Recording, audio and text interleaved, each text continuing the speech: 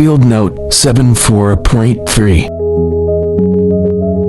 Unlearning is holy work, especially when it simplifies love.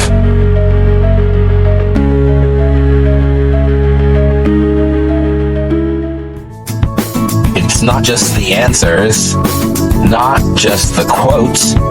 It's life in the margins. It's time for CluffsNotes. So there came a point in my journey when I realized I could not turn off my belief system.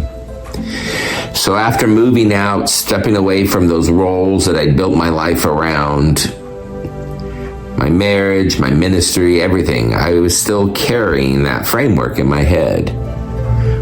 But over time, I started unlearning it. I intentionally would go visit churches that thought and believed differently. I sat with pastors and asked questions, not to debate, but to understand. I read books that I've never touched before, like Rescuing the Bible from Fundamentalism, which gave me a whole new lens on looking at scripture, language, and culture.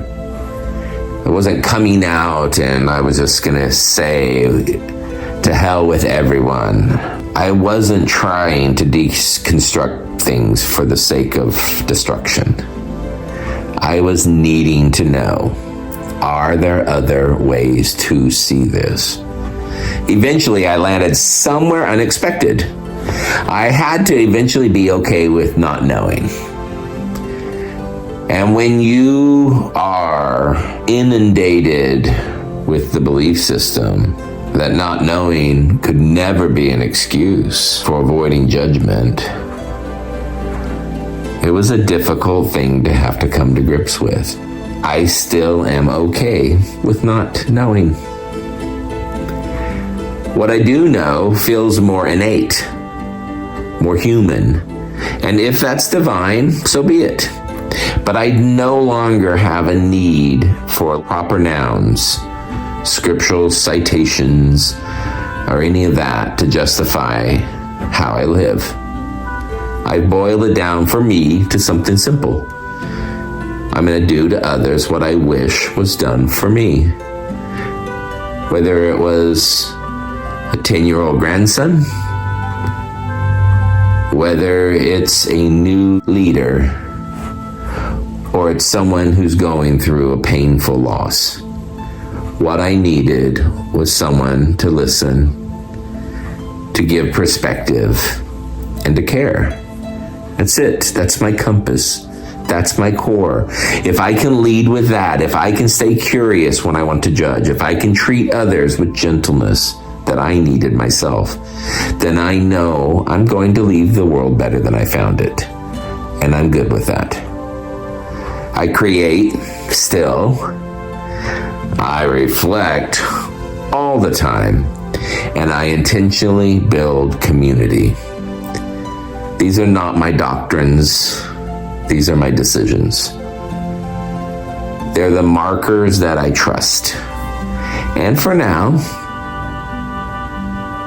that's enough. So here's your nudge.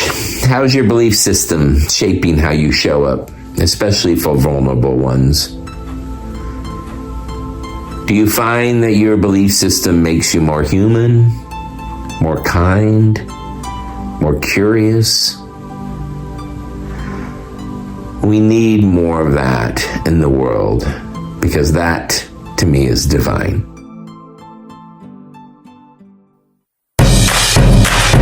All right, Preschool Papa here. Big humans, we're always teaching, right? The little ones, though, are not shaped by what we say. They're shaped by what we do. Hopefully, they're seeing your faith make you more gentle, more generous, more curious. Those Beatitudes, they're always pointing at how we treat others. Let's show the next generation what it looks like to protect and uplift, especially those ones who need it the most. 'Cause they just don't know.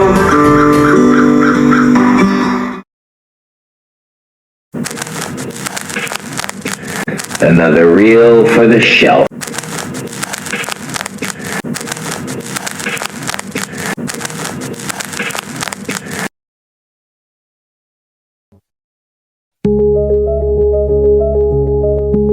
Field Note 74.9. Subject aligns with core directive. Love your neighbor as yourself. Faith becomes action. Simplicity chosen. Curiosity undiminished.